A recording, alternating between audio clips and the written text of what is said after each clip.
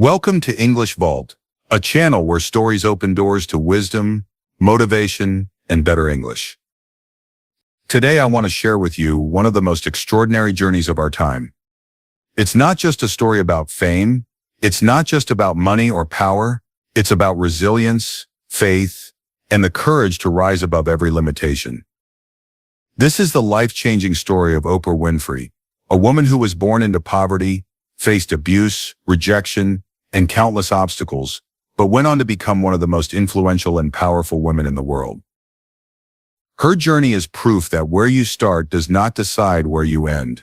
Her story shows us that the human spirit, when determined, has no limits. So lean in, listen closely, let's walk together through the chapters of her life, because within her story you may just find the courage to rewrite your own. Oprah Gail Winfrey was born on January 29, 1954, in Kosciuszko, Mississippi, USA. She didn't come into this world with privilege, wealth, or opportunity. She was born into poverty. Her mother, Vernita Lee, was just a teenager when Oprah was born. Her father, Vernita Lee, was in the military and wasn't present during her early childhood. Oprah spent her earliest years living with her grandmother, Hattie Mae. The house they lived in was small, poor, and simple. They didn't have luxuries. Many times they didn't even have proper clothes.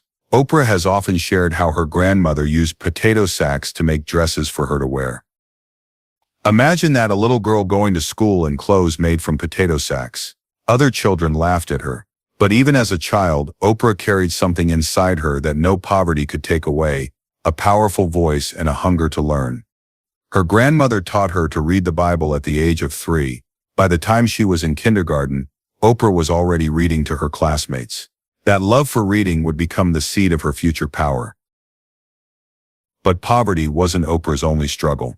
Her childhood was marked by pain, trauma, and abuse. When she moved back with her mother, life became more unstable. Her mother worked long hours as a maid, leaving Oprah alone much of the time. During those years, Oprah faced sexual abuse from family members and trusted adults. It was a dark and terrifying experience for a child. At just 14 years old, she became pregnant, and tragically, her baby died shortly after birth. Most people would have been broken by this. Most would have given up, but Oprah refused to let her painful past define her future. She once said, "Turn your wounds into wisdom." That became her philosophy. Her struggles would not be chains. They would be lessons. After her troubled years with her mother, Oprah's father, Vernon Winfrey, stepped in. Vernon was strict, but he gave Oprah what she desperately needed: discipline, guidance, and education. He made sure she read books, did her homework, and stayed focused. Under his care, Oprah began to shine. At school, she stood out. She joined speech competitions, won awards, and developed her gift for public speaking. She was smart, charismatic, and confident. She even won the title of Miss Black Tennessee at age 17. That title opened doors. It led her into the world of media and broadcasting. A local radio station hired her as a newsreader. For the first time, Oprah felt a glimpse of her true power. Her voice could move people.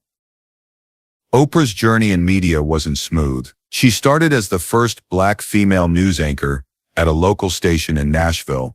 That alone was groundbreaking at the time. But it wasn't easy. She was often criticized for her appearance, her style, even her emotions. In fact, at one point, she was demoted from news because she was considered too emotional. But what others saw as weakness, her ability to feel deeply and connect with people, would later become her greatest strength. She shifted into talk shows, and that's when everything changed. In Chicago, she took over a struggling morning show called AM Chicago. With her warmth, honesty, and deep empathy, Oprah transformed it into the most watched talk show in the city. Soon it was renamed The Oprah Winfrey Show, and the rest, as they say, is history. The Oprah Winfrey Show ran for 25 years from 1986 to 2011. It became the most popular talk show in the world, watched by millions every day. But it wasn't just a show, it was a movement.